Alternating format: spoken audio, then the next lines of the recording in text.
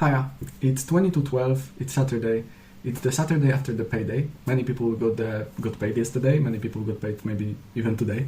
And if you are one of those people, that's the best time right now to actually look at your finances because it's less scary.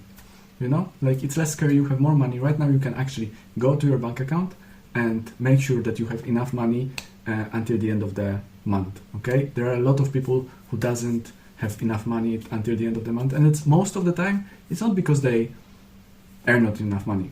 It's just how do you manage that money along the month? How do you make decisions on a weekly basis, on a daily basis? How did you spend that money? Where do you allocate the money? Whether you know your expenses? And this is why people doesn't have money at the end of the month, because they don't do all of that stuff. And so right now, after the payday, is the best time to actually sit down and do your finances.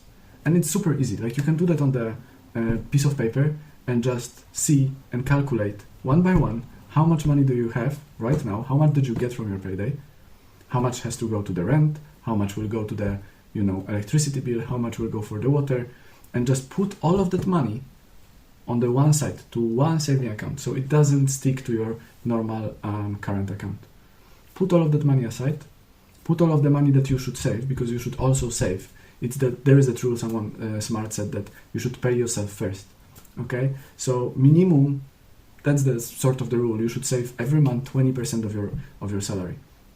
If you live in Europe, in USA, obviously you also need to calculate the tax on top of it. In UK, the tax is taken away directly from the employee, so people doesn't get that money. So 20% should go on your saving account outside of your expenses, outside of your other expenses as well. And so that's the best time right now to actually sit down and do your finances. And I've done a lot of actually thinking during the day about how people are managing their money, how people are making decisions along the month, and why they don't treat their finances as one of the most important parts of their life. Like, we are living in a society that is surrounded by money. Okay, everything, like the money has the largest value for majority of the people, unfortunately. And yet, majority of the people have no clue how to properly manage that money. The other thing is that we don't own it, and the money is really owned by government and it's owned by banks, and people are just using it. But the other thing is that majority of the people are poor because they don't know how to use it. They don't know how to manage it. They don't know how to go around the money. Okay, no one taught them, so that's not their fault.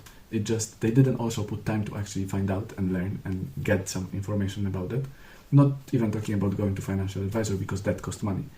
But like, there is so much information out there that people could actually find out and learn a little bit, or just install some basic budgeting application and try something like that. Like, there is so much content out there, but a lot of people don't even try to find that information and learn for themselves, which is a little bit sad, and I don't really understand that.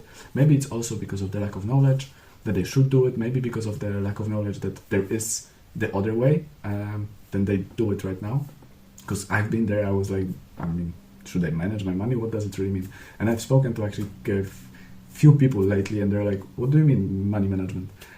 So a lot of people also doesn't know, which is very interesting. But yeah, there are the ways where you don't have to do tons of money to actually feel comfortable along the way and don't feel anxiety, don't stress about the money, and have beautifully planned everything. And it shouldn't take you more than like 15 minutes a month, half an hour maybe. So yeah, it's really easy to do it. You just need to spend that 50, 20, half an hour of your time to do it. And it's definitely going to change your mind, and how do you think about money, and how do you think about your expenditure, and yeah, the general stuff. And I feel like your life's going to be much calmer, much nicer, because like, if you have the plan for everything, you don't stress about anything because the plan is there. Obviously, there are some times where you need to pay something unexpected, and that's why for that you should have an emergency fund. Like in times of COVID, in UK, over 70% people didn't have money for tough times. So if the government wouldn't help, within first month, a lot of people would end up in debt, would have to take another loans, would use credit cards, or just end up on the street, because 70% of the people didn't have emergency fund. the other thing is that there is so many people who doesn't know what emergency fund is and how much money you should have on the emergency fund. And so if you would like to know that, ping me up, ask me the question in the comments. I will be more than happy to answer. So yeah, but in those videos I usually talk about my day and what I have done, but because it's Saturday, I work only till 12, and today wasn't different. I was working till 12 p.m. and I focused today on actually making sure that I have all of the videos scheduled properly for the next week, and everything is nicely done, so I don't have to spend too much time on posting on social media. And yeah, and so that's what has been done today. Thank you very much for today. There were my thoughts for 29th of April 2023. It's probably 10 to 11 now. Thank you, and I see you tomorrow.